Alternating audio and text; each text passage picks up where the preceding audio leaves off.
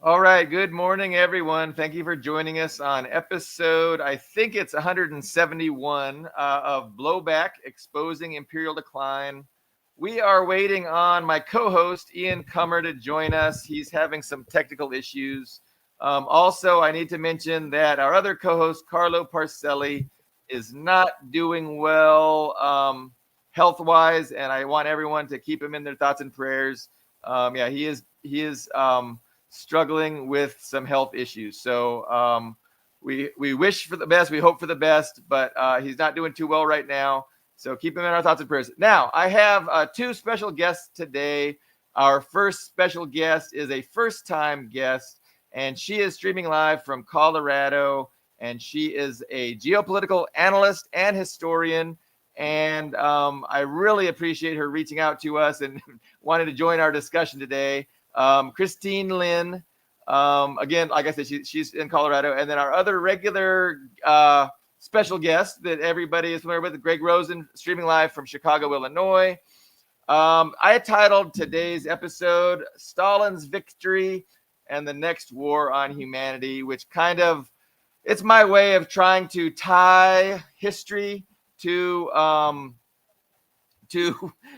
future and how the two, to try and discuss how these two are related. And I think we can talk for hours about the relationship between what is going on now and what happened with the big, huge conflagration of World War II. Now, like I said, Ian is having some technical difficulties. He should pop in soon, but we can really go in any direction. But let's start with history. So let me ask Christine if she just open it up to her and see. Do we want to talk first about Stalin, or do you want to just maybe introduce yourself and share a little about where you're at? That's sure. Well, since it is my debut on your show, I want you to know and the audience to know I am very happy to be here on November 7th, the 108th anniversary of the Great October Revolution. The synchronistic, I didn't even think of that when you and I were discussing coming on Billy Bob, and it turned out to be today. And I will share with you, I have been on many talk shows across the United States and a few in the UK over the last 20 years. And never have I been on a show with my fellow comrades, with fellow communists. So I really feel very happy that it coincided, that it was on November 7th. A little bit about myself. I am a historian and geopolitical analyst. My work has taken me for many years as a U.S. constitutionalist. In my younger years, I really felt it was just a matter of educating people, making the Constitution work. Again, in my younger years and my naivety, though I had good intentions. But it was later that I came to understand, and all my gratitude to Joseph Stalin and his writings completely reached my heart and my mind, my thoughts, my logic. To me, critical thinking is a priority in life. And in fact, my highest priority in life is truth. I am an Orthodox Christian and I am a communist. And I look for truth wherever I found it. And before finding Stalin's writings, and really delving deep into his collected works, his interviews, I never questioned. Well, I won't say I never questioned, but I didn't question enough and have the awareness of the inherent evil of capitalism. And it is what is responsible for all of the evil, the great evil. In fact, the United States is the most evil, has committed the most evil, suffering and millions of deaths in the world. And it all comes back to capitalism.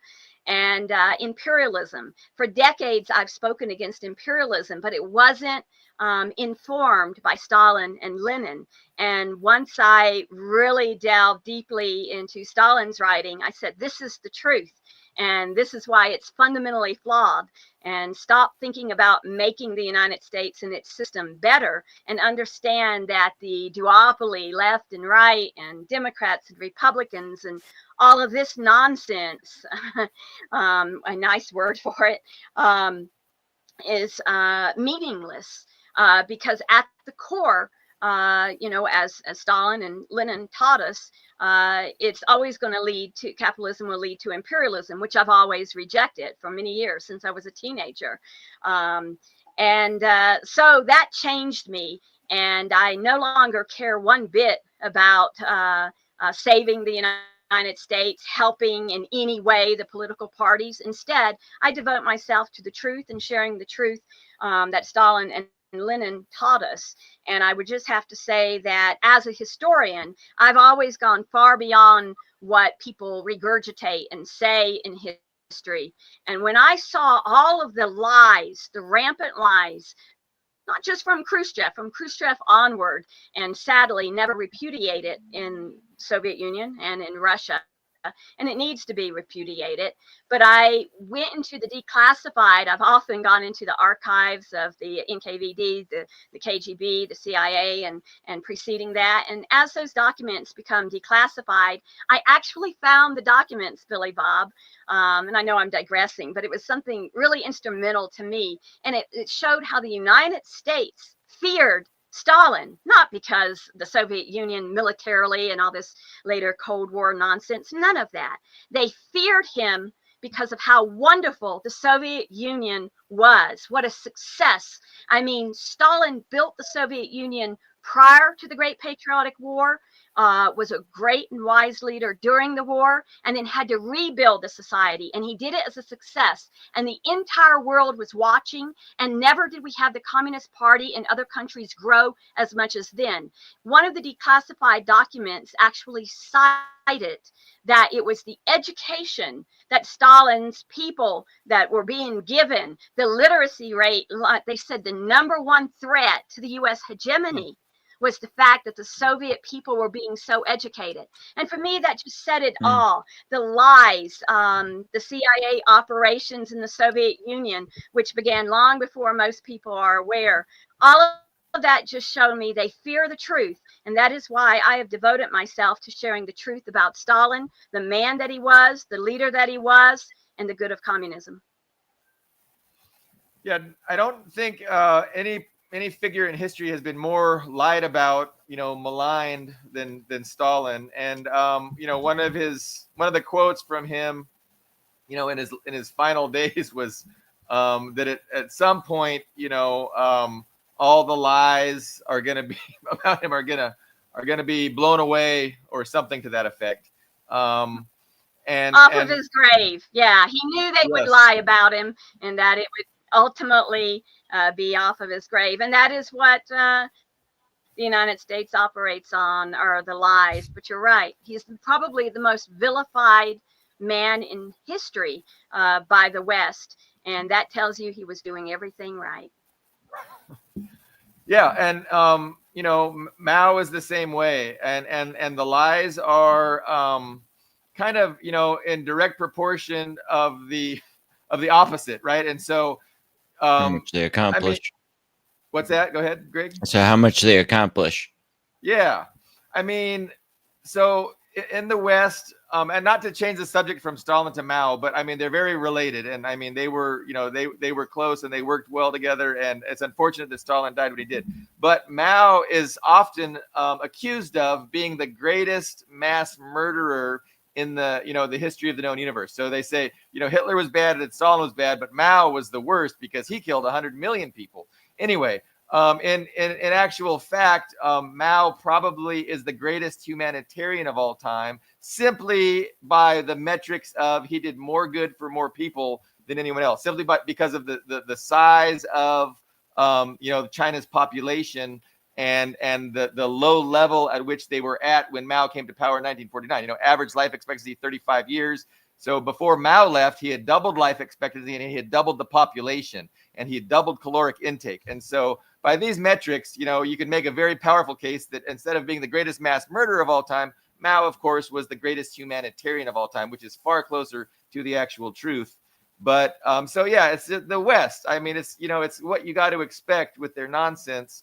I mean, even this morning, I'm just dealing with people online because it's a hobby for me. But complaining about the whole Holodomor, well, Stalin, killed all these people by taking all the grain out of Ukraine.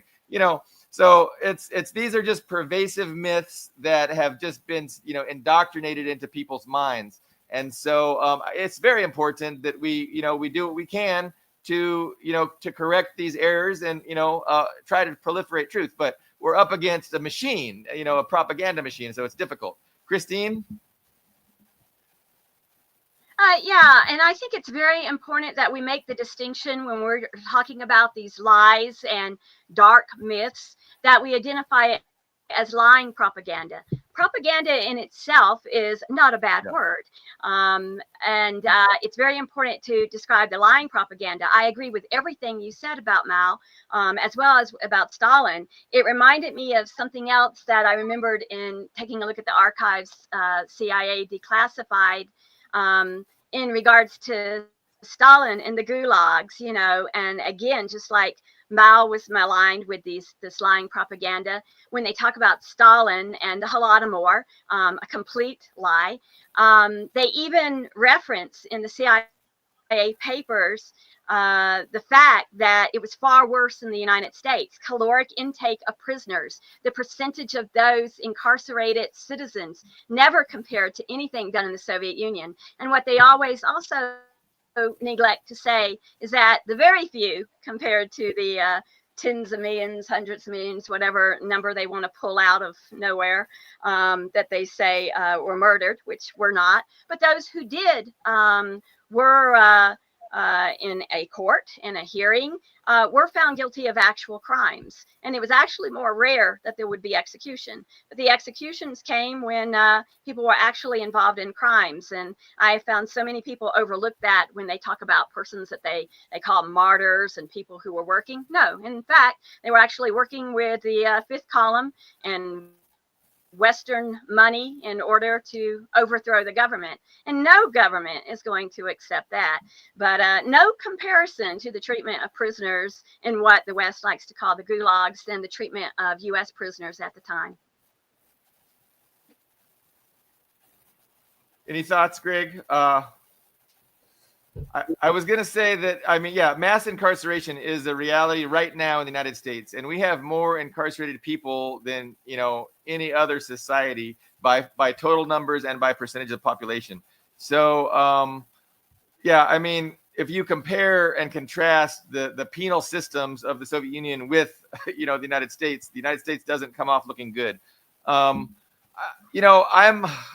am liable to agree that there was excesses in the Soviet Union, and I kind of think that the NKVD was being led by like a fifth columnist, which is kind of the narrative that I kind of am beholden to and think is true.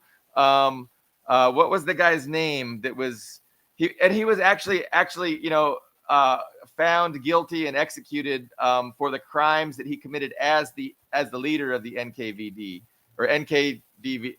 I'm saying it wrong. Greg, what is that? Yesov, are you thinking? What's his name? Ezov. Yesov? Yes. Yeah, Ezov. So, people like what is the Grover Fur? So Grover Fur refers to it as yeah. So that's his take, is that Ezov was somewhat of a fifth columnist engaging in excesses to kind of undermine the government, and so there were some really excesses and unnecessary things that were going on under Ezov, and which he was ultimately convicted of and executed for. But the numbers themselves have been grossly exaggerated. I think if you look at Google, like the total number of documented deaths was around 1 million people, maybe less than 1 million people. And, and again, you got to consider the time. I mean, this is the time when you're facing the invasion from the greatest, largest land invasion in the history of the known universe that ended up killing 30 million people. So, I mean, this is just a time we can't even, I live in a suburb in, California, and like we can't imagine what it would be like, how society would deal with being invaded by the largest invasion force in the history of the known universe that is going to kill 30 million of my neighbors. It's like normal thinking for me goes right out the window. It's a completely different universe. And so when suburbanites try and think, oh man, it was so bad in the Soviet Union because they put people in gulags and people were executed. It's like there's a context, and the context is everything. So you gotta be thoughtful and not just deep throat this Western. And again, like you said, propaganda definitely is not a bad thing, but we need to propagandize truth. We need to proliferate an understanding of truth, and Western propaganda is really synonymous with doing the opposite. That's for sure. So Ian is struggling. He's in Crimea, and Crimea has a notoriously bad internet connection, but he looks like he's here. Can you hear us, Ian? Yes, if you can hear me. I'm not on the stage yet. Can you hear me? No, I have. You're live with us. I'm not sure what you can see, but we can see you. I didn't actually mean to be live, but that's okay. If I'm here, I'm here, and I'm, as you can see, I'm struggling with and that's not. This is actually just I apologize. I'm actually just gonna turn off my camera off until I have it. This is just a device I have not, because I normally use my computer in Moscow, but this is a completely different computer, and it's caused me some issues, which I apologize for. But no worries, Ian. I popped you into onto the stage.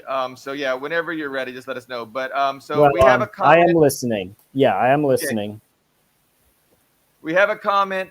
I'm on the executive board of the Stalin Society of North America. I used to be in a regular correspondence with the professor. He's very pleasant. No, that's cool. I think Mr. Skoidat, we have disagreed on things, but I'm glad we agree on that. And so I appreciate your appreciation of Stalin. So what is the relevance? Like, what is Stalin's relevance to today? Why is a correct understanding and a correct appreciation of Stalin important for where we're at today? Christine, if you could take that would be great. Yeah, I would. I did want to make a comment on something you said, Billy Bob, in terms of the numbers.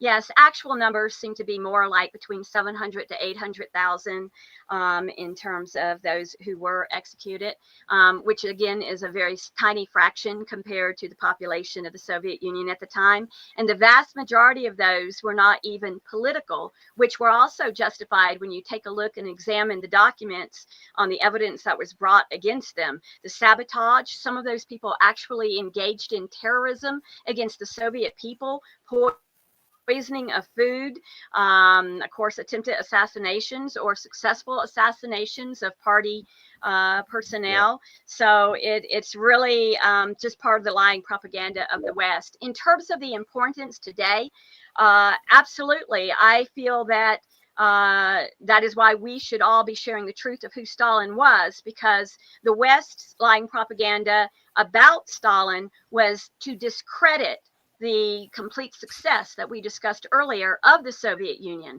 They feel that and they have been very successful. I mean, millions of people, you say the name Stalin and they come out with all their brutal tyrant and mass murder and all of this complete lies, and it's all they know.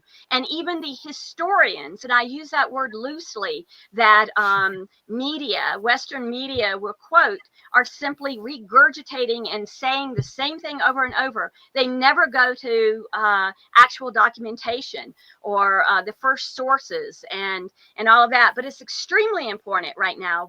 We are at a time when we are so close at any time to a World War III that will be devastating for everyone in the world.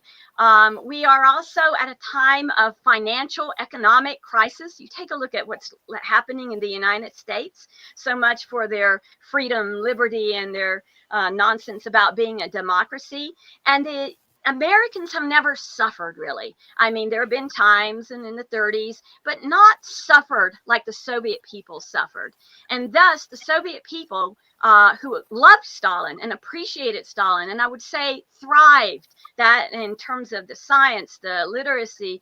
I mean, they made such great strides. People know it. If you can still talk to them, or if you've talked to them before their death, people remember that time so fondly.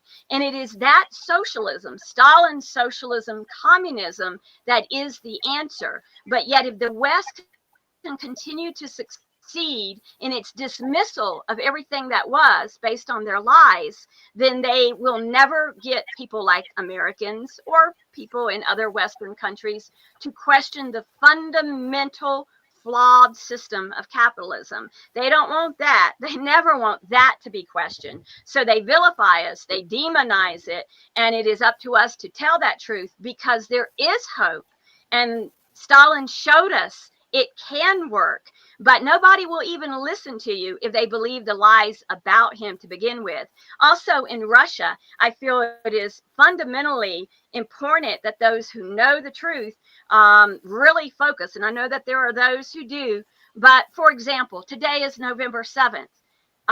It's up to the Russian people, of course, to decide, but there are so many who wanted this to be commemorated as a holiday, as it should be. Russia is on a path of evolution, just as each of us as individuals are. And I don't think that there is anything more important than, for me, what reached me was Stalin's writings. And for those of us who can articulate that doctrine and Lenin's to people, that there is an alternative. And that alternative cannot be dismissed, like you've been told, because socialism, communism does work. And that's the fundamental truth. And if they can malign the main person that, from the Russia, and of course it supports the Russophobia. The United States has engaged in decades, even prior to World War II, in its attempts and its plans to divide Russia. So I just think that Stalin's truth can reach some of those with critical thinking. I have to say, though, Billy Bob, I don't have much hope in the American people. I think many of them, not just because they haven't suffered, but their fundamental values, Anglo-Saxon values, is of greed. And even if they are the oppressed, only a few like us can be reached with that truth, because so many have that knee-jerk reaction to as soon as you speak of communism or Stalin or the Soviet Union. But that is, I just find many Americans to be shallow and willfully ignorant. If you bring the truth, even about, for example, the Ukraine-Russia conflict, instead of listening, they grow angry. They don't listen. And it just seems to be a part of this society, sadly. But for those who will listen, whether it's in the U.S. or other Western countries, it's very important that we share these principles, because they're the only thing that will work. They're only the thing that I think will prevent a World War III, because imperialism is going that way.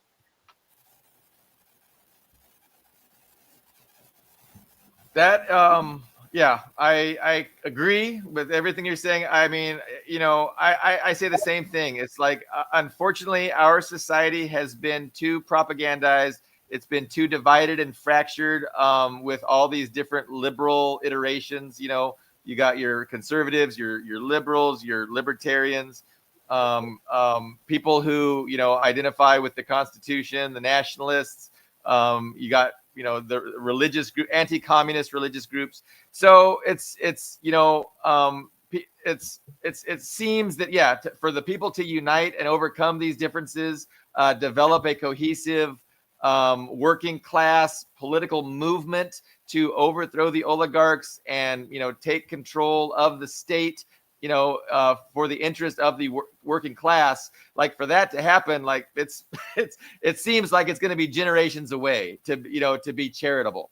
And so I always look to, what Russia is doing, what China is doing, and they're doing more to progress humanity than the domestic population of the imperial core. So these people are going to be a drag on humanity for generations to come due to this indoctrination that they have accepted. And I really have a lot of hatred. And I think that the people who are responsible for this indoctrination and are responsible for destroying the minds of the United States citizens, like those people deserve a special place in hell, and they deserve a lot of contempt for what they have done, because it is going to be a drag on humanity for generations to come. But anyway, that's my thoughts on the every day I'm engaged with these people who just reflexively, regurgitate these mythological historical narratives about, the Holodomor and things like that. Ian, any thoughts? I see that you're maybe your tech issues have been dealt with. Yes, they have been dealt with, and it's a very surreal experience. This is a laptop I ordered online, and the webcam is on the bottom corner of the screen. I've never in my life seen that before, so I'm like looking down on all of you. It's a very strange experience. No, I think Christine made some good points. I would say in general, well, there's two things that come to my mind. So one, when it comes to these narratives, hegemonic narratives, regime narratives, whatever you want to call them, for U.S. internal audiences, there's very much this strongman narrative. So we take the image, the perception of these adversarial countries, and boil them down to like, oh well, it's a slave population with this strongman dictator, and it's just a personal show for him. So they do that with China. They do that with the Soviet Union. They do it with Russia, Iran. They do it with all of them. I mean, yes, to some extent, some countries have monarchies, some have dictatorships, some are more authoritarian than others. But you notice they take that same template and shoehorn every single country into it, whether it's true or not. It's so interesting. So like, just pick any country that's not in the best terms with the USA, and you can see that template fits in. Maduro. Fits right, Maduro in Venezuela, right, Saddam. Gaddafi in Libya, yeah, all of them. I mean, to some degree, yeah, some of them were kind of authoritarian or dictators, but you can see that whether it's true or not, they apply it to all of them. Now, the second thing is, I do think when it comes to, I think especially with Americans, I think this is unfortunately especially true for Americans, we can go to the opposite, because we have this right idea. Oh, well, I'm pushing back on this CIA narrative, so it's possible to fall too deep into the opposite extreme, which is over idealized. And I think so. I think the best thing to do is to have a realistic approach. Like so like with Stalin, right? I mean, he's a man. He's not a god. He's not perfect. He definitely had his share of mistakes. I don't think anyone on this panel would disagree with that.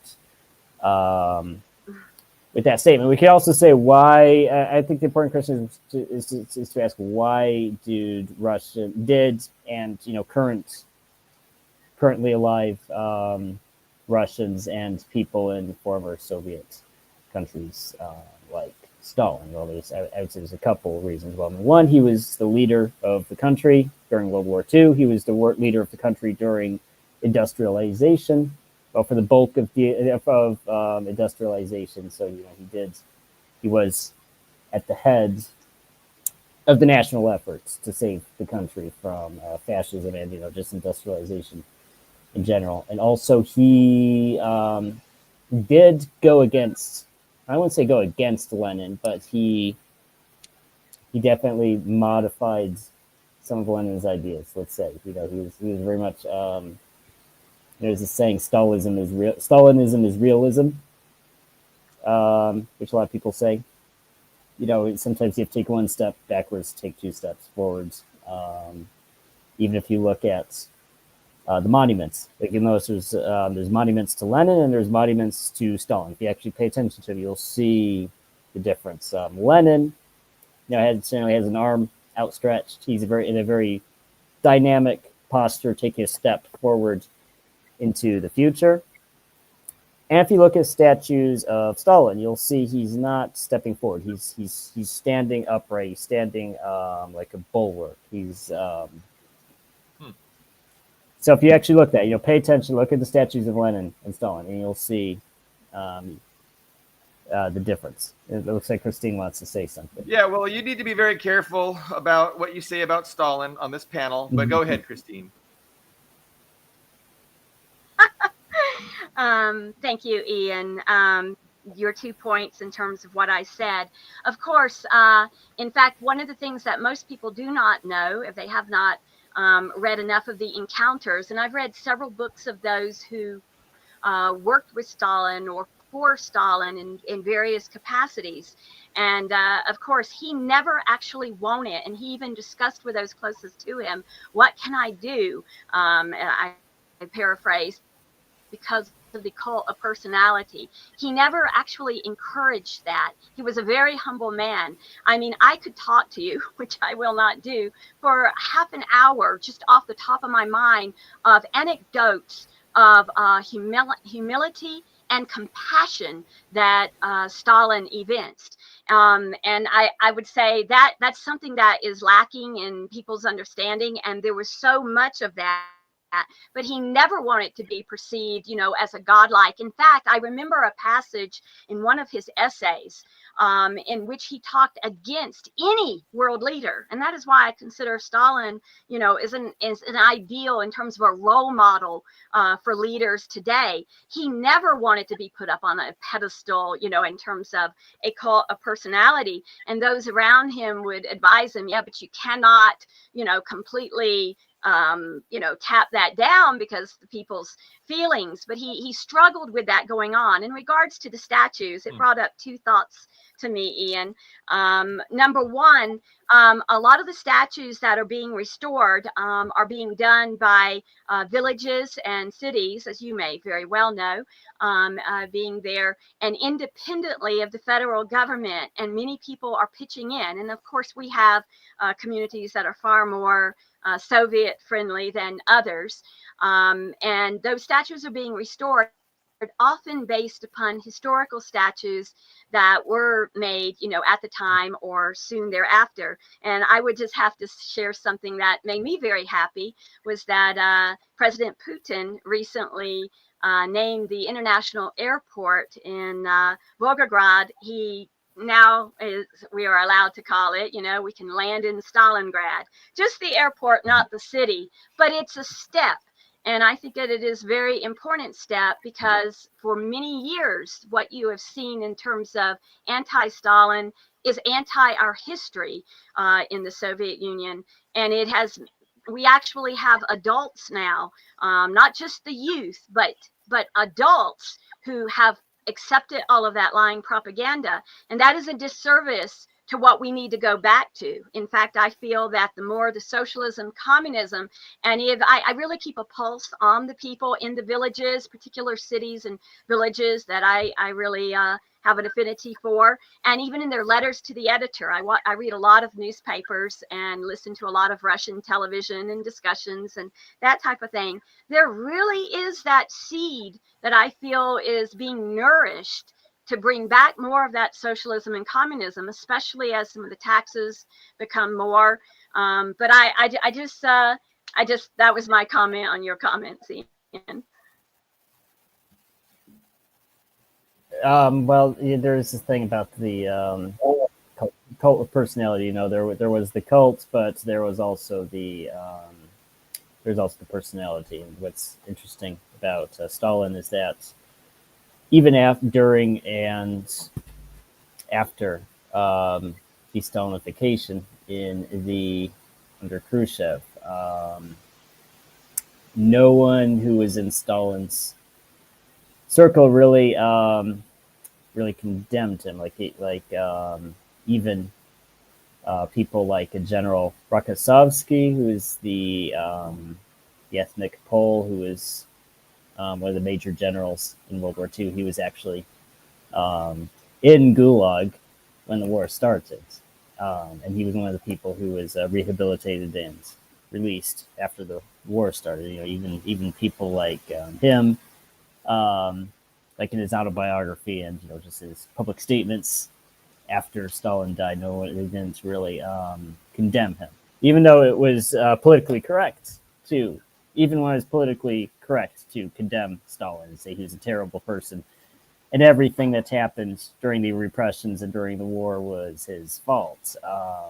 Most people who personally knew him and were in a position to actually say whether that's true or not didn't, declined to do so, which is The big one, which is Khrushchev. interesting. Except the big denouncer, Khrushchev, Well, Khrushchev, yes. was his close associate. Yes. Though Khrushchev himself had some problems, didn't have the most illustrious career as the general secretary of the Soviet Union either. Stalin was quite a bit more successful, I would say. When it comes to now, and like Christine mentioned, there's the Putin, the federal government generally stays out of the Stalin discussion. For the most part, stays out of the Stalin discussion. But you have this grassroots level, bringing him back. At the township level, I think maybe even to, in some cases, the regional level people bring him back, and it's complicated. I'd say it's complicated, because there's emotional reasons, not just political reasons, too. And there are mixed feelings about, of course, about the communist period. How you ask Russians, how do Russians feel about communism? That's complicated. There's just nostalgia, for sure. There's negative feelings, for sure, so there's a mix of both. And of course, there's nationalism, because one of the key differences between Lenin and Stalin is Stalin kind of made nationalism not a cuss word anymore. He brought, he was the one who introduced the hymn, the Great Rus, which is an actual lyric in the Soviet hymn. So it's actually, to an extent, it's actually interesting if you ask the Russians, Stalin is actually in some ways less controversial than Lenin, which is interesting, because in America you'd think it's the opposite. Stalin's the super controversial person, while Lenin isn't. But it's actually more of the reverse. So I wanna jump in, unless you're continuing. No, go ahead. No. Chris, did you have something to say? One very quick comment first, Billy Bob, and very quick. One of the things that really, and I know it's up to the government and the people there, but really concerned me was when Solzhenitsyn was made into required reading for the youth in Russia, and certainly should be available.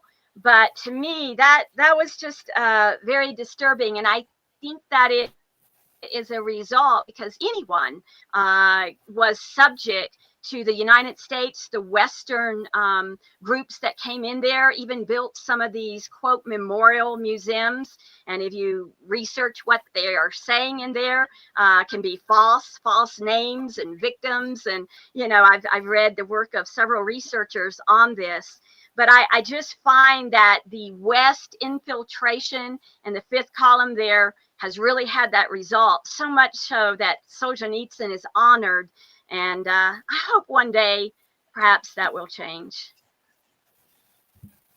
He's very popular in the West. The Western anti-communists love to quote him, Solzhenitsyn, as if he's, not just making up shit. It's funny. He's commonly, I think Dust makes an important comment in the comments that Stalin was not a nationalist. I think it's important to patriotism for the war doesn't really detract from his long career of internationalism. Right. He was a It was more. It Georgian. was right. It was more. Right, and I didn't say I didn't actually say if you pay attention to what I said. I didn't say he was a nationalist. I just said he didn't declare nationalism so much of a bad thing anymore. And He I do did. think He railed right. against it. Well, during the war, there's a necessity for more unity. So I can see the practicality of scaling back the attacks in the church, scaling back the attacks on Russian nationalism, at least temporarily. You can see the motive for doing that, especially in 1941, the way things were. There is a joke about Solzhenitsyn. He's Russia's greatest patriot, living in America. Was the joke about Solzhenitsyn. And I've asked a lot of people about Solzhenitsyn. It really depends who you ask. I'm not sure how exactly people feel about him. Some people love it. And white Russians like him. Anti-communists like him, obviously. Yeah. I don't think, again, because Putin is successor of Yeltsin. I mean, he went a different direction than a lot of people. I think he disappointed Yeltsin's Western backers, but at the same time, he's still Yeltsin's successor. So I don't think we're, at least in this generation, in this government, we're going to see them. Like Christine was wondering about. My take is they're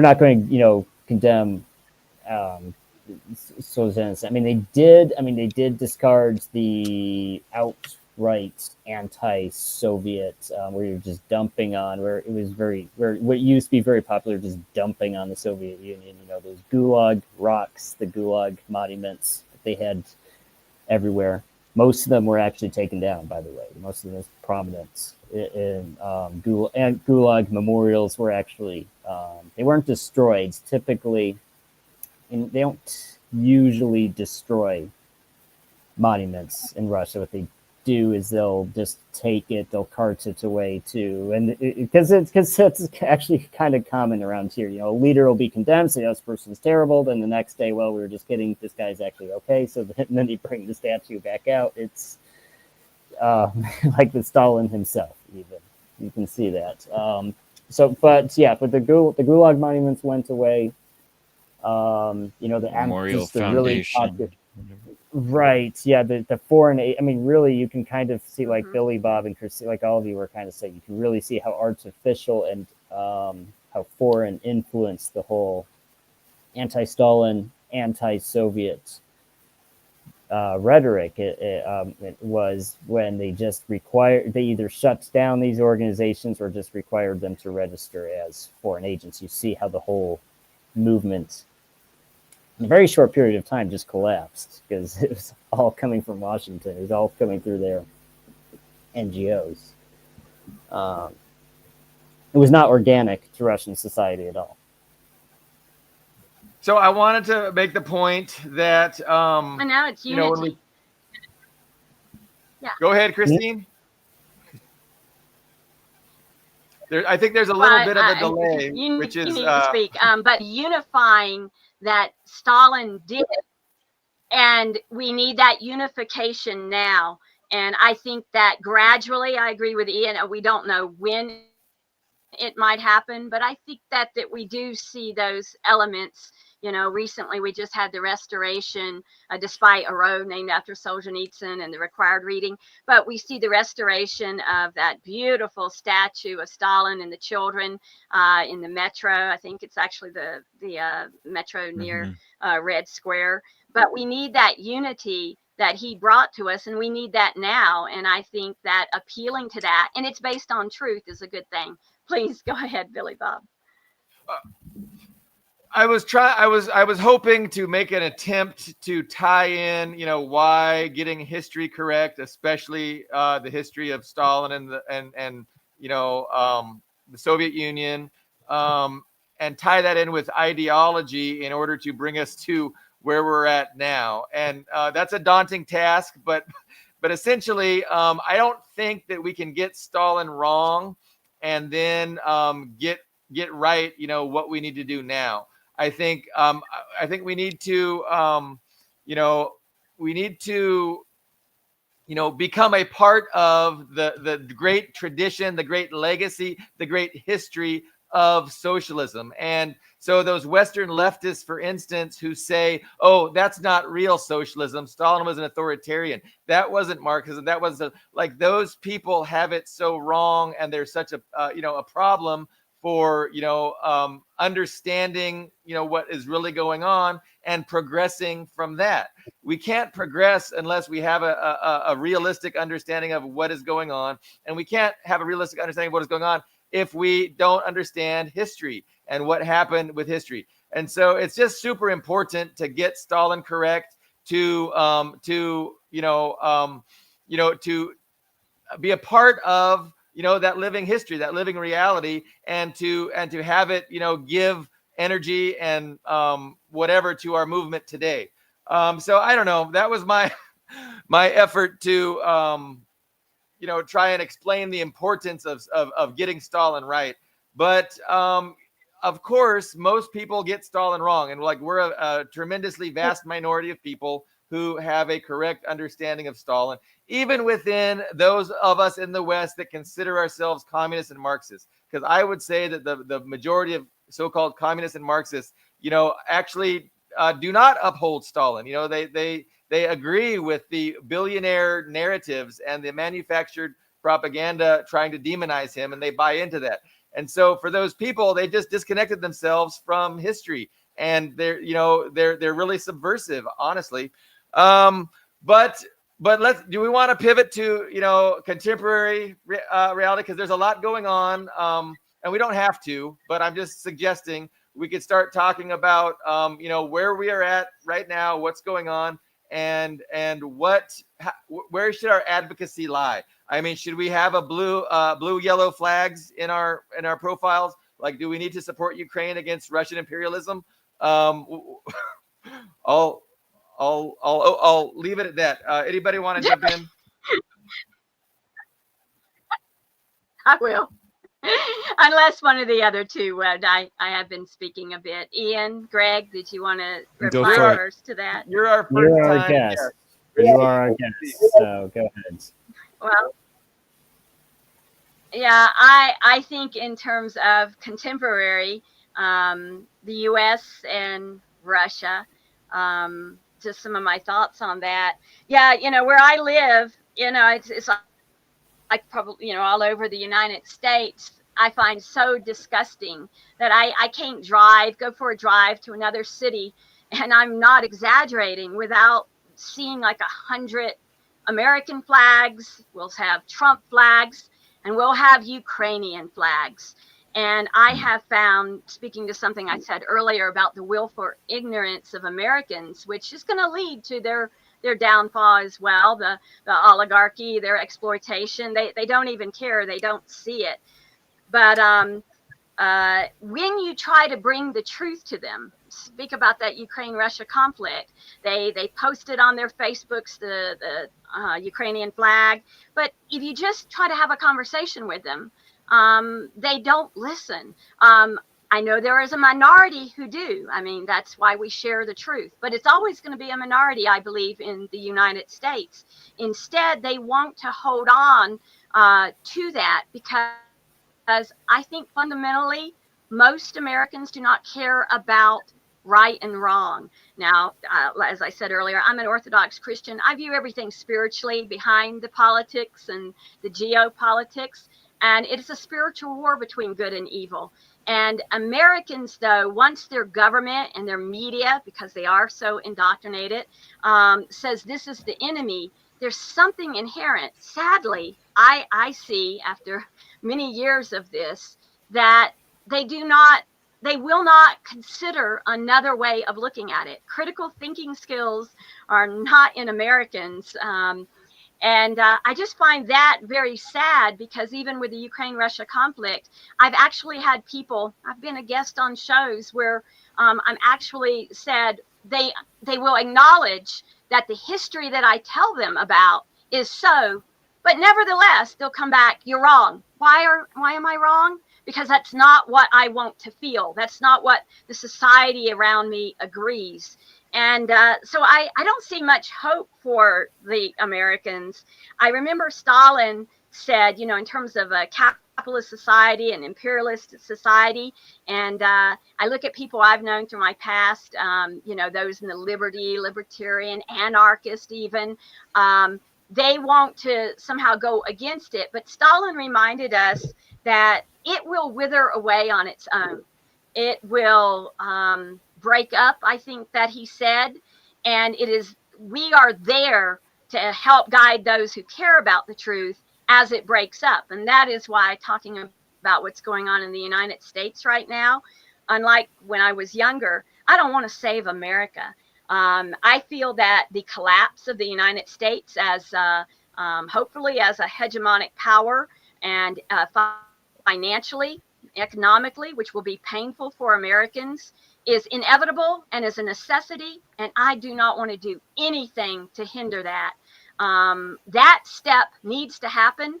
And I believe it will happen. The evil that they have committed worldwide and all of their military interventions, all of the death and suffering, I do believe that the American people themselves are going to get those. And I believe it to be spiritual consequences. But just looking at it geopolitically, they're going to suffer.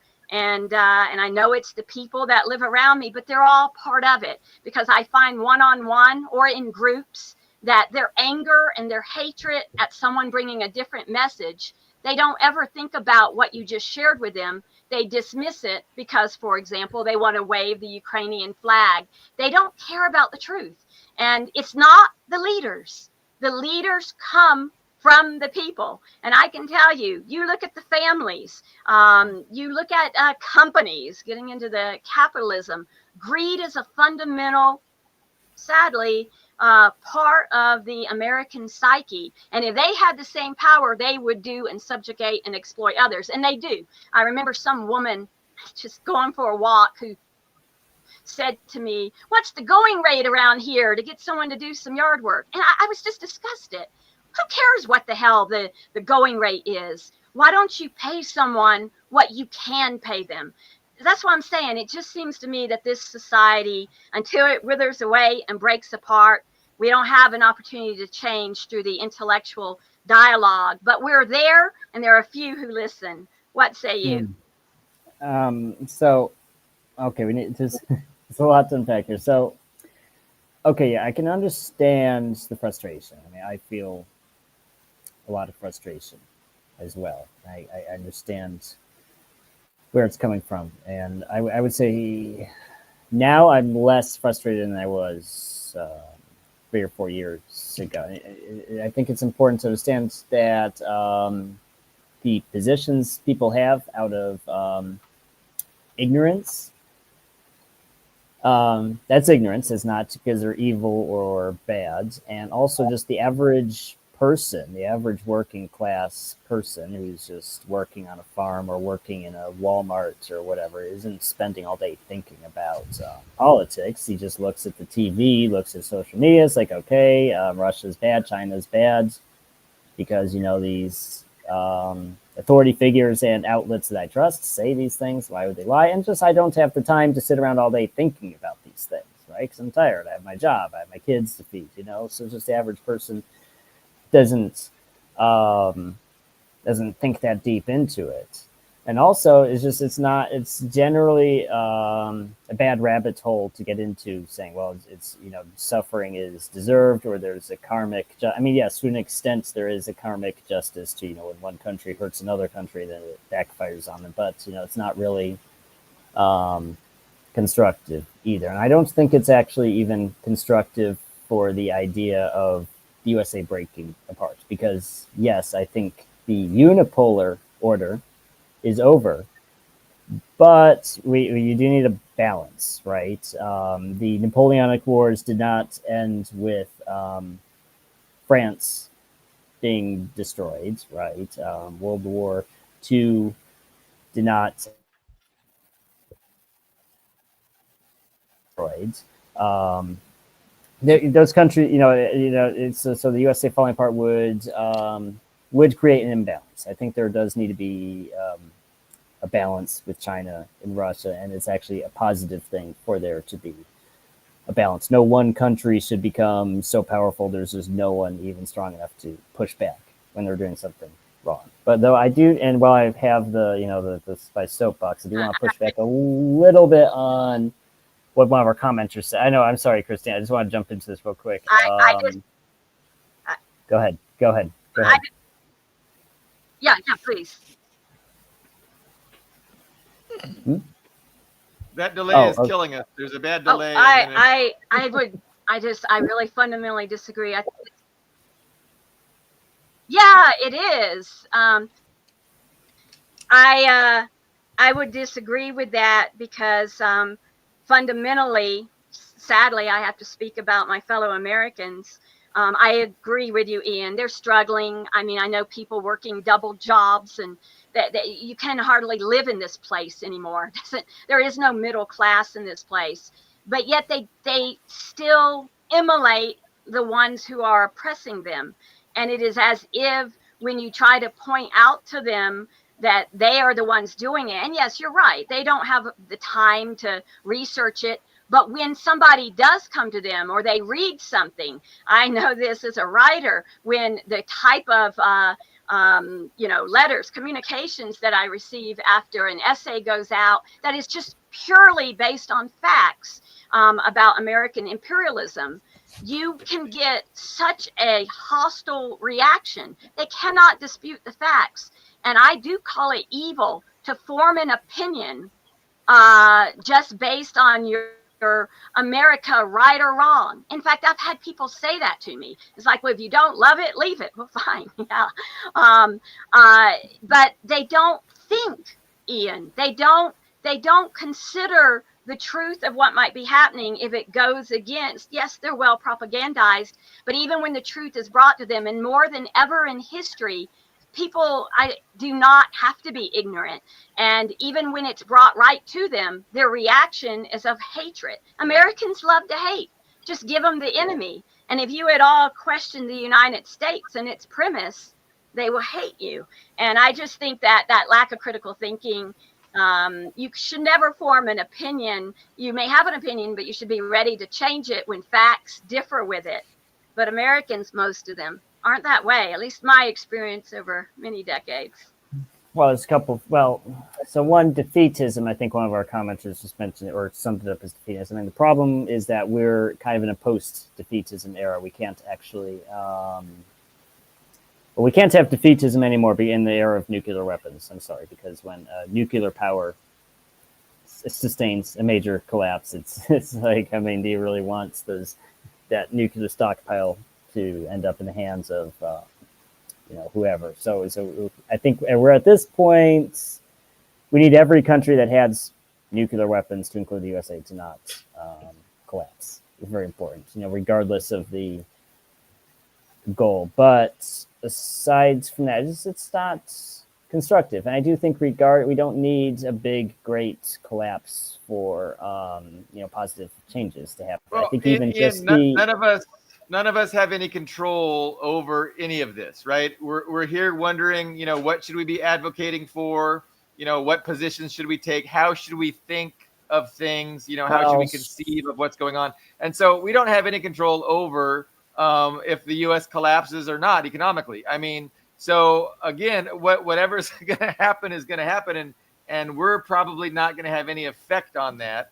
But the question becomes like, what should we think of that? Well, I'm answering that. So So I think even just in the past couple of years, I've seen a positive for the better in the last couple of years, a positive shift in American sentiment. I think it's caused by social media. I mean, so a lot of it's social media because even in the Iraq War, even 22 years ago, right? There's no YouTube. I don't remember exactly your face. I mean, I guess you had MySpace. That was it. You didn't have a live streamed genocide, right? I think we can't downplay the abstraction when violence is an abstract concept, right? It's easier to get people's consent on. You're like, oh, well, it's this faraway country full of weird people who aren't like me.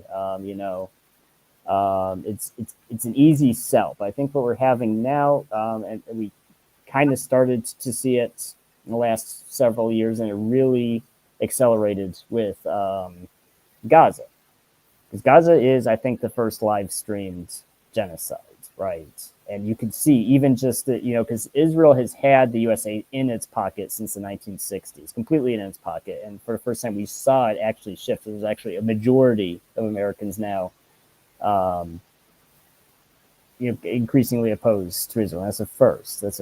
And that's happening worldwide. I think, so you can take what's happened with Israel and apply it to other things. I think this abstracting of violence that gets people's consent to do these imperialist projects around the world, I think they're going to be less successful at that moving forward, just because you can't cover it up and dress it up however you like with your newspaper articles and carefully sanitized B-roll clips on TV.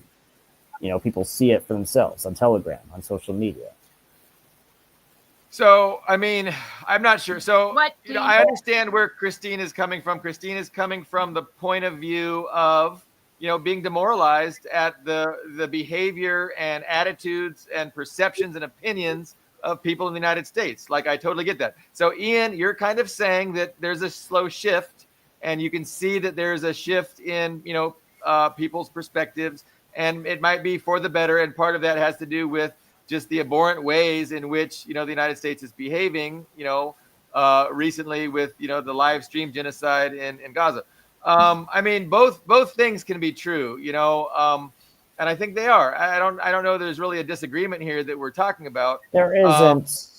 But the genocide. But my point is, the genocide didn't start yesterday. I don't think. Yeah, it's abhorrent, but I don't think it's actually more abhorrent than what Israel was doing in the 1970s and 1960s.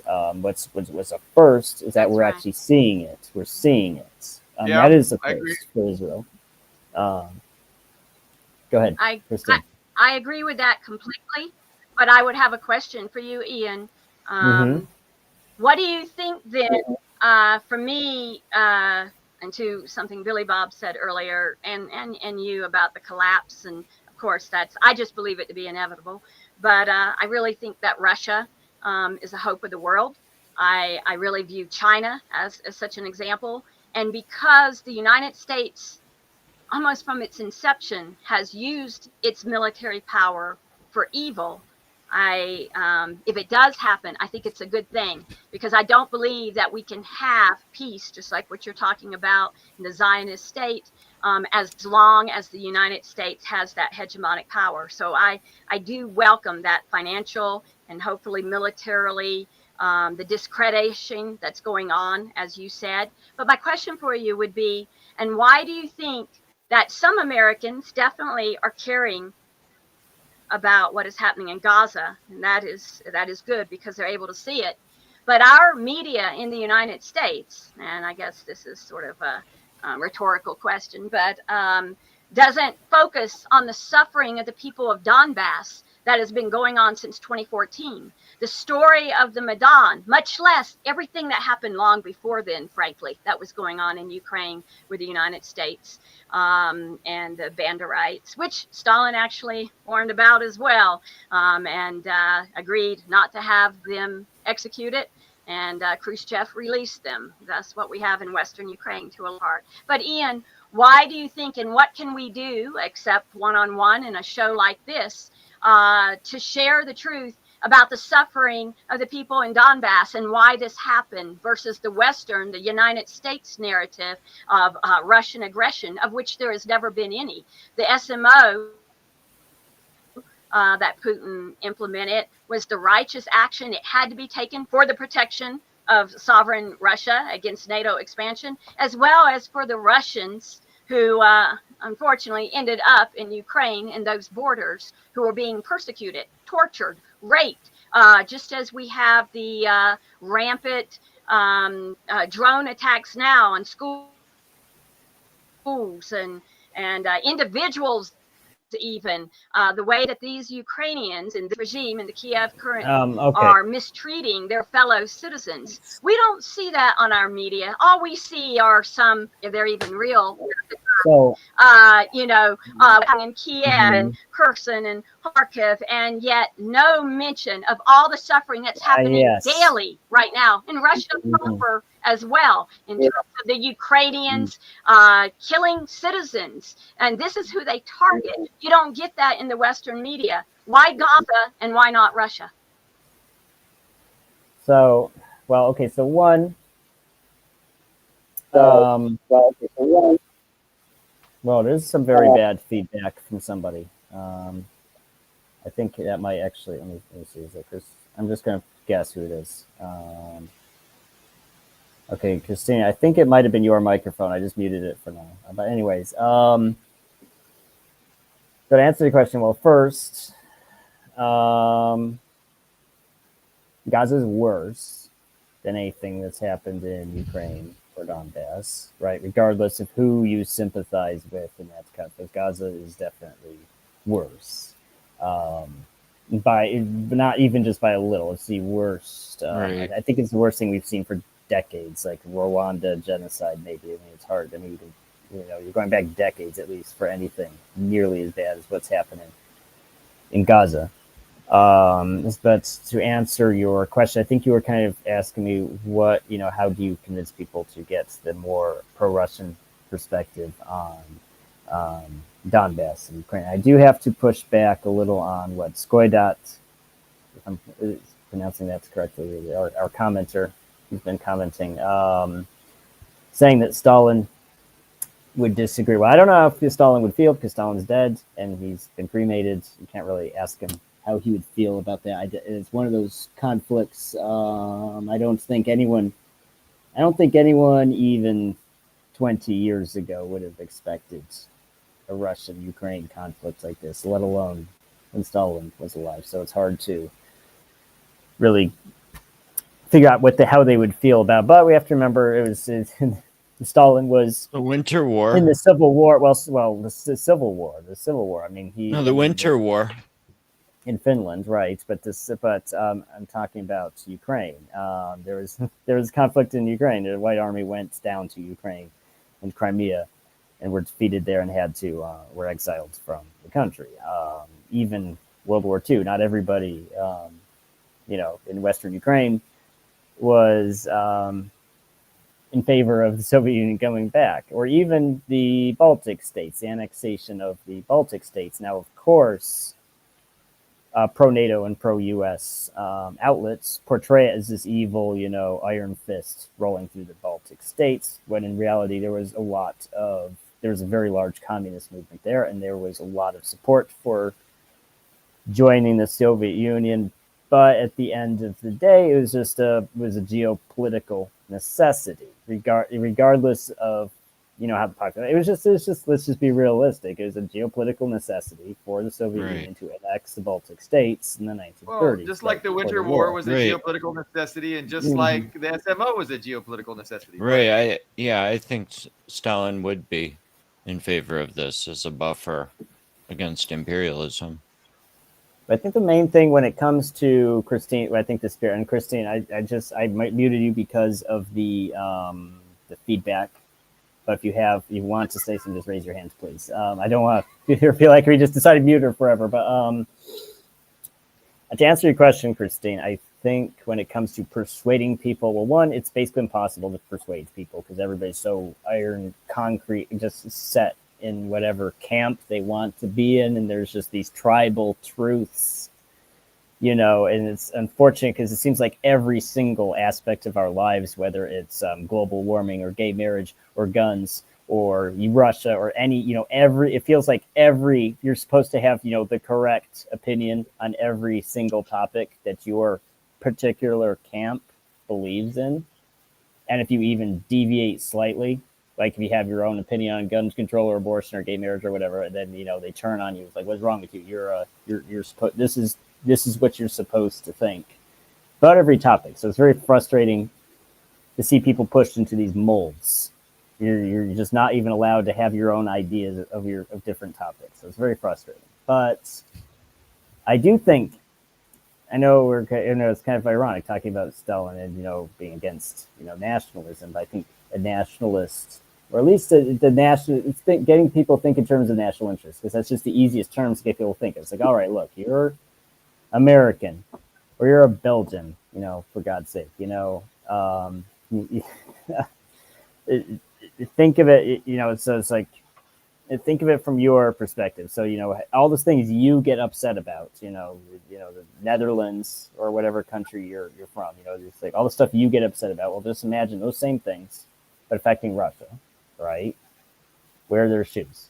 Like if someone put missiles in the country besides you, if someone put missiles, if China put missiles in Mexico, obviously you'd be all upset about it.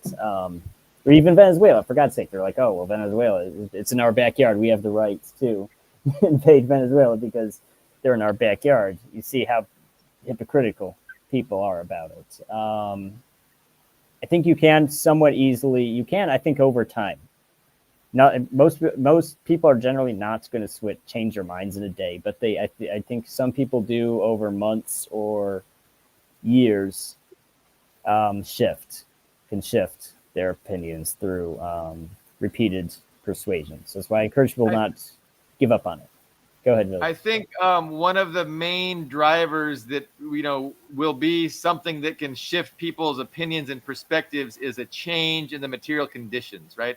So it's not so much, if we're talking to them and trying to explain them things, they're not really going to care about what we think if their lives continue on as normal. But once their lives are interrupted, once they're asked to sacrifice, once their lives become harder, that's going to be the biggest opportunity we have to, explain to them what the fuck is going on. And hopefully, again, like Christine was saying, I mean, if and when that happens, I mean, who are we to, lament it, right? We're gonna be thankful for it because it'll give us an opportunity to really, be able to get people on board with what's going on. But I did want to pivot a little bit to, and it's not even a pivot. I want to focus more on Russia, and I wanted to ask Christine if she has a perspective on a question that we've talked about a few times on the show. And it's kind of, how did Putin end up in power? How did Yeltsin decide to leave power? Do you have any idea, or do you have a particular narrative that you find most appealing as to how that transfer went from the drunk, real embarrassment of Yeltsin over to, a decent manager, an honest, somebody with integrity like Putin? Like how did that transfer of power happen? Do you have an inside scoop on that in your expertise?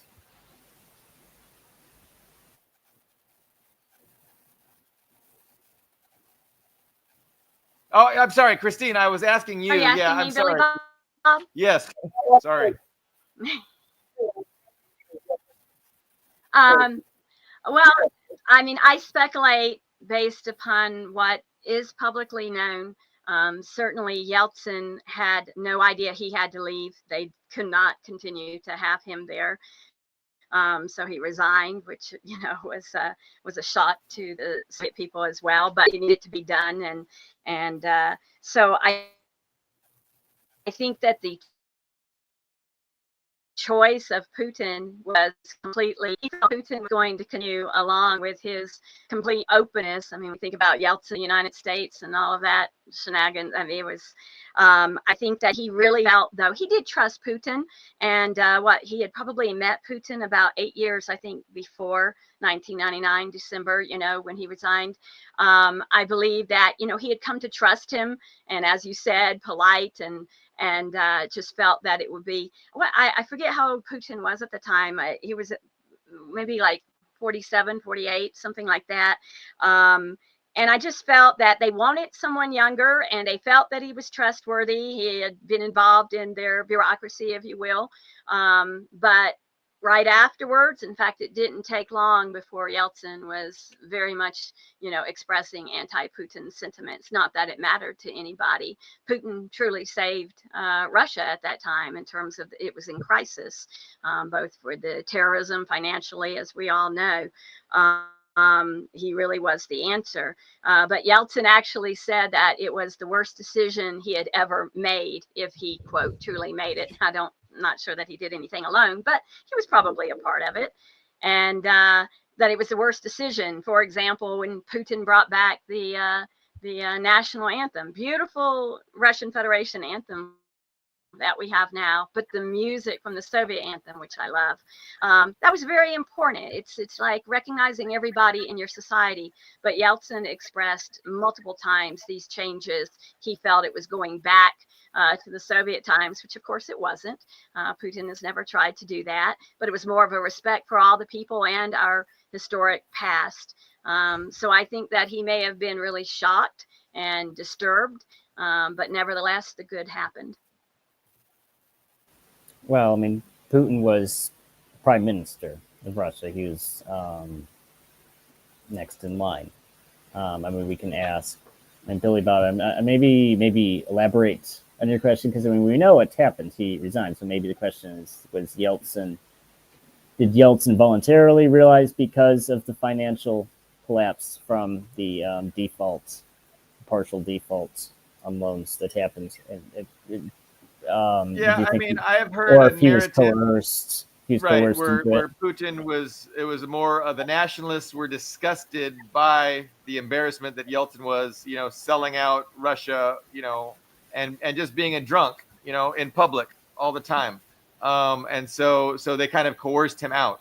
But yeah, I mean, all we can do is speculate on what we've heard. And so there's no authoritative understanding of how that went.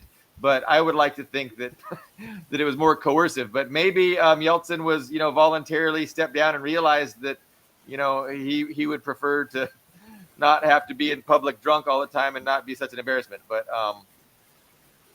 yeah, no, I wanted to get Christine's take on that. And then obviously Putin has been a tremendous success. I mean, I've seen memes that demonstrate, the quality of life and the access to opportunity, the increased wages, etc., have just skyrocketed.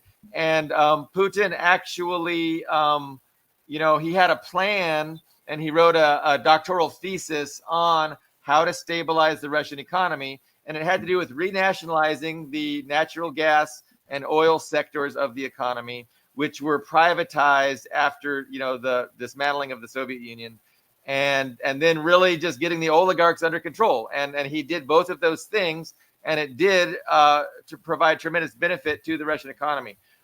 But in the West, they've obviously seen that attacking Russia, balkanizing Russia, and getting their hands in controlling Russian resources was a key mission of Western imperialism.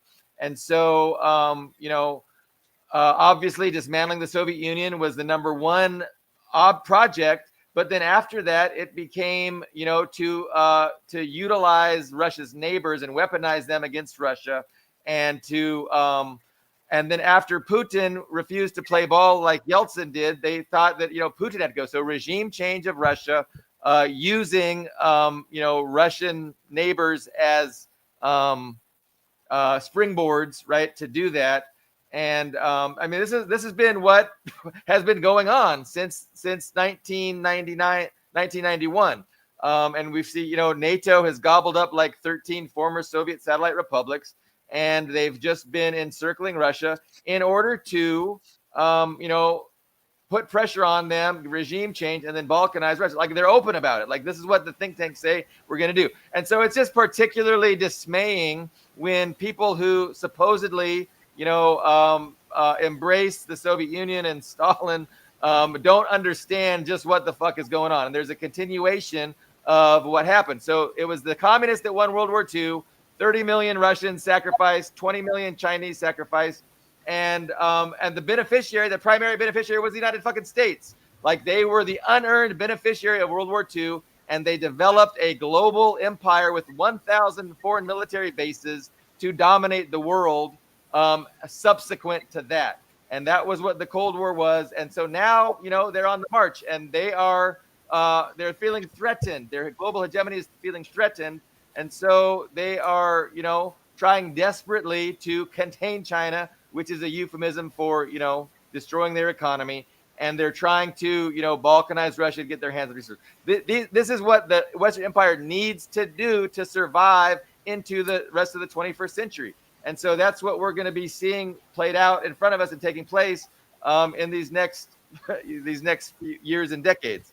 But I don't know why I launched into that long diatribe, but I don't know why I'm yelling. I think it's because I have a low blood sugar, and that's just how I behave, and I apologize for myself. But I'm interested in really having a discussion with this Skoidat, because he obviously supports Stalin, but he obviously hates Putin, and he denigrates Russia, and he thinks that it's imperialist. And so it's this is the confused mindset that I think is problematic, and it just misses the objective reality of what's going on. Go ahead, Ian. Well, Or somebody.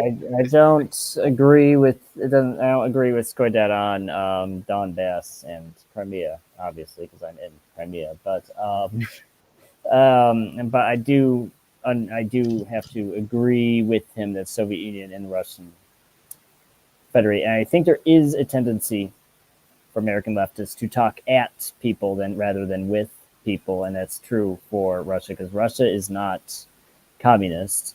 The Communist Party is the second biggest party in Russia after United Russia. But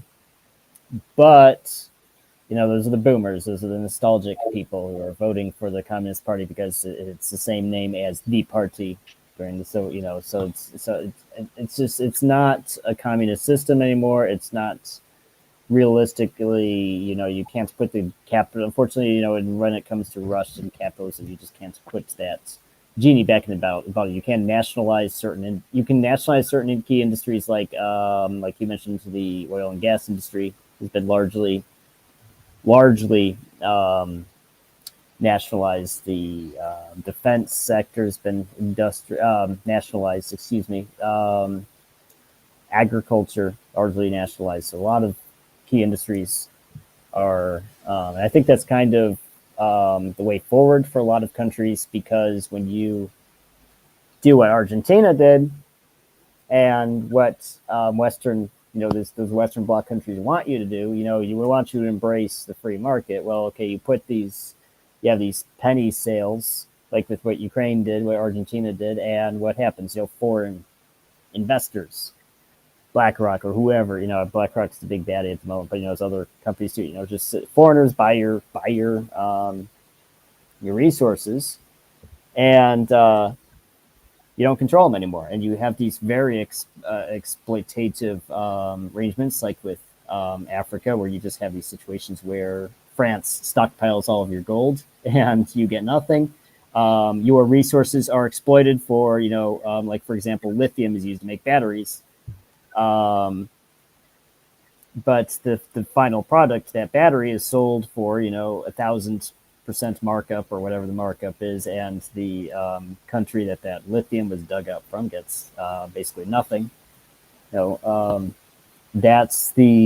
I think that's the neo-colonialist model, that everybody's kind of settled on, and really pressures people to not like Venezuela. Venezuela is one of those holdouts in the Monroe Doctrine. In the USA's backyard, they're one of the holdouts that is not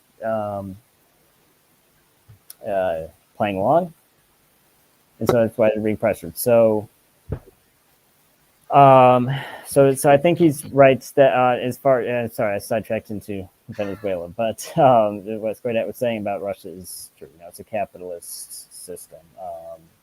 It's a different country. I mean, it's a cultural.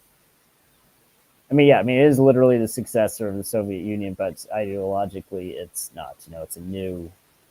It's a successor in this. It's like how the Russian Empire became the Soviet Union, and the Soviet Union became the Russian Federation. It's another step. Legally, it was a successor Right. state. It But was given the Security Council seat. Right, but it's not. It's not. It's not communist for sure. And Right. Putin is not a communist. No, definitely. It's interesting because it gets it to the heart of the question of what is communism, what is socialism, and these are good discussions to have. But there's an idea in the liberal West that that's not real communism and that's not real socialism. And this whole idea about real socialism, I think, is a problem. And again, the whole point of it is to get people not to support the actually existing socialist countries that have been, pursuing and trying to achieve socialism, like China is one, and like the Soviet Union was doing. But yeah, Putin definitely does not embrace, socialism with Russian characteristics. That's true. And I wish he would, because I think that would be appropriate. But if you look at how the economy functions, it is not too different from how the economy of China functions under a communist party. So there's similarities there. It's a mixed economy. It's a market economy, and you have private ownership. But the private owners do not control the government. The private owners do not dictate policy. So the policy is maintained by the government, and the government, has expressly said, the government of Putin has expressly said, if you want to be an oligarch and make money, you can stay in the country. If you want to, try and influence politics, you better get the fuck out. And so I think that's what a lot of people did. But so anyway, I think there's a lot of similarities, even though he's not, embracing the label of socialist. I think there's a lot of socialist aspects to Russia. And like Todd said, the greatest thing about Russia is that they are the vanguard of anti-imperialism, and that's absolutely true. I think Dust made a good comment that a lot of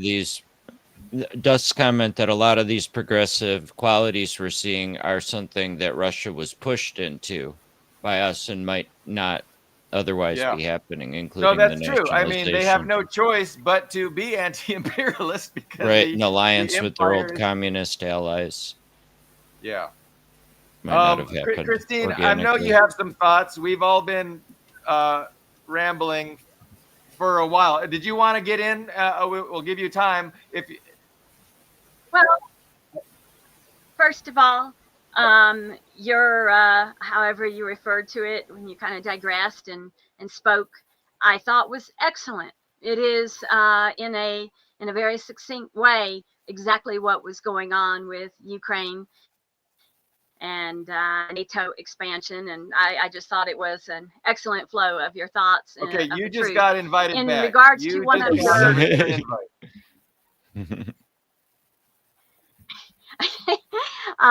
in regards to one of your viewers, and I've seen him on some of your other shows make his comments. He supports Stalin as we do, but he's extremely anti-Putin. I don't know exactly why, Ian, you had the mute immediately after this person said something. I did not read what he said, but whatever it was, I think it's very interesting to see anyone, if indeed, and I don't know what the comment was, would react in anger. We can have a rational discussion, or we should be able to, among intellectuals. And I, for one, feel that Stalin was a good man and a wise leader, and I appreciate him, and I feel he saved the Soviet Union, saved Russia. And I feel likewise, a different time, Putin is a good man, and he saved Russia. And to me, I appreciate both of them. Russia is evolving. Each of us as individuals are evolving. Putin is evolving. As long as we are breathing, we can evolve. And I look at the turbulent history of the Soviet Union and Russia, but despite everything that has happened, there is a wonder to it and a beauty to it. And I have to say, I deeply appreciate Vladimir Putin for what he's done. And I do feel that Russia is leading the way along with China. And I'm very appreciative of BRICS. One One can be a Marxist, Leninist, Stalinist, but also appreciate others who are advancing the good. You need not agree with everything in order to let that stop you from appreciating. Just like you can appreciate Stalin, you can certainly appreciate Putin. And I appreciate both men. I think that without the Russian Federation that we have today, and neither would we have it except for Putin. And I am, God bless Vladimir Putin for what he's doing, for not only for Russia, but for the world. I think there's. Well, I wouldn't. Well, I mean, I think we need to be realistic, right? And I think there's a tendency for American support for Russia to not be realistic. Like in World War II, there was it was a Hollywood propaganda movie. It was a pro-Soviet called Mission to Moscow, and it was seen as so pro-Stalin and so pro-Soviet. Even Soviet audiences found it unbelievable. So I just think we don't need to get too crazy with. I mean, I think the best support is realistic support. We don't need to declare Putin a saint to say he was the right person. I don't think Christine said anything unreal. Like I agree with her sentiments exactly. I mean, but let me finish. Okay, go ahead. Yeah, but on the flip side of that, I don't agree with Skoidat saying, Russia is another side of the imperialist coin. I think it's important to remember that imperialism has a very specific definition. It doesn't just mean, country A attacked country B because they're big meanies and they're bigger than country B. That's not what imperialism and colonialism actually mean. If you need, for it to be a true colonial state, an empire, you need an unequal system. You need an oppressed. You need, it does need to be a prison house of nations. You do need those second-class citizens. You need those oppressed nations of people who are not given the same rights and privileges as the imperial court, right? So the British Empire, the French Empire, Israel, even. But in Russia, where they did say, well, guess what? This territory is rejoining Russia. It doesn't. They aren't colonized. Donbass is not a colony. Crimea is not a colony. Novorossiya is not a colony. They're just joining Russia, and they're all Russian citizens. They get Russian passports. They vote in Russian elections. They pay Russian taxes. They do all the same things as everybody else in the Russian Federation. So it's not. So you can say it's completely fine for someone to say I don't think Russia should have taken territory from Ukraine. And I don't agree with the justification they gave for you. Those are perfectly fine things to say, but it's not imperialism. It's not colonialism. And I think it's a true statement that the Russian Federation is not imperialist. It is capitalist. It is to an extent chauvinistic, even, but it's not imperial, and it's definitely not colonial. So I'm off my soapbox now. If anyone wants to push back against anything I said there. No, nobody. Well, there's a delay. Give her time. There's a delay. Yes. I mean, you're not. Saying anything too controversial. And I think again, sometimes we're talking past each other, and there's really not much of a disagreement. But no, it's hard to overstate what Putin has accomplished for Russia and for humanity in its decision to push back against Western imperialism. How do you overstate that? Like I can't overstate what a tremendous thing it is. And again, Putin met with Xi, and they said, we're seeing changes that we haven't seen in 100 years, and so it's I don't know. I don't see any reason to push back on what Christine said. I don't see any reason to push back on what you said. I don't think they're really disagreeing, but lionizing and being thankful for the person of Vladimir Putin is entirely necessary. I mean, it's legit. So, but anyway, where do we want to go from here? So I think we all appreciate Putin, maybe to various degrees. Greg, you had something? Yeah, just a little more on this question of imperialism. I mean, Russia's not imperialist by the Marxist or Leninist definition. It's not an advanced capitalist country with financialized, monopolized capital dominating. And it's arguably not by the more traditional definition either, because this war is pretty much as if a foreign power took over Mexico and started massing troops against the U.S., it would be uncontroversial and not considered imperialist here to go deal with that government. No, thank you, Greg. I just don't get it at all. Russia is responding to imperialist aggression. They are responding to NATO marching eastward. And defense against imperialism ought not be called imperialist. Like, that's just so crazy. And so for people that have that perception, yeah, I think they're confused. And we live in a society based on confusion, where confusion is perpetuated on purpose, because that confusion solidifies the ownership class with their obscene share of wealth, power, and privilege. And they don't want to lose that obscene share of wealth, power, and privilege. And so they're going to confuse us. They're going to behave violently. And, we're going to see in the next year or so exactly what their plan is to maintain, their privilege. But I think that inevitably they don't have the cards to play. And there's room for optimism because of Russia, because of Putin, because of China, because of Xi. We're going to see what happens in Venezuela. I'm pretty optimistic that Maduro is strong, and the Venezuelan people are going to support him.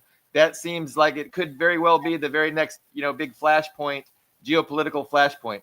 But Christine, we have really not let you got a word in edgewise. If you want to, I'm ready to wrap up a little bit because my blood sugar is low. We've done a good hour and a half.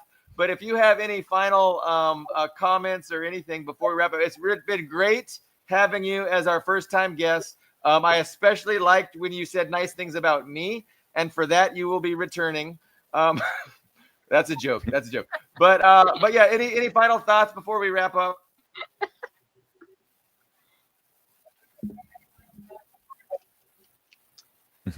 Just that all of us, each of us, not only on this panel, but our audience, should take the truth as they believe it to be so, that they know at this point in their life, and have the courage to share it when those opportunities are brought to you. The points of disagreement are less than the points of agreement among us here and probably our audience. And that which you feel strongly about, share it. And never think about the repercussions. That strength, that resilience, it is a battle.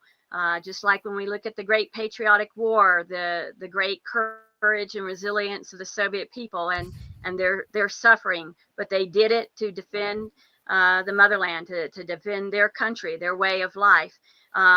We should also, in a different way, everything's a battle. Everything is a battle between this good and evil. And to the degree that you believe and you have your convictions at this time in your life, you may even be wrong. I know that I have been sincerely wrong in my life. But right now, the truth as I know it, I am going to share with the full force of who I am. And I would just ask everybody to have that courage, regardless of the society around you, and even the persecution that can come. Share the truth as you know it. That is essential, and that is lacking in many people. But that is what I would say, and I would thank all on the panel and Billy Bob for having me. It has been an enjoyable, thought-provoking discussion. Thank you so much, Christine. Yeah, we we appreciate you and your commentary. And I think we do need to normalize discussions among people that disagree, and it's very important. And so, yeah, I concur. And people should be not just unafraid to speak the truth as they know it, but they should also be unafraid to hear counterpoints of view and to even maybe change their opinions. Don't rigidly hold to your what you think is true. Engage with an open mind, and that's the best we can hope for. So, Greg, any final thoughts? No, I'm good.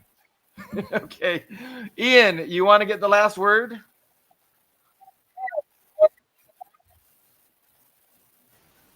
I will let you have the last word because it's very important for you. I know, so I'll let you have it. Okay. No, because I've found that whoever gets the last word is usually the right one, the one who's most correct. So no, we will reconvene next week. And Well, Skoidat, I challenge Skoidat to come on and debate Billy Bob. I want to see. He should come on next show. We should have him. No, I've told him we should, he should jump on the stream and we can discuss our differences, and that would be tremendous. I would really enjoy that, and I would be very polite and nice, and so and again, it's tough to find people that I disagree with to come on and have the discussion. But hopefully, open invitation. Whoever's interested, instant message me and we can set something up. But okay, with that, we will reconvene next week. Thank you very much, everyone. See you then.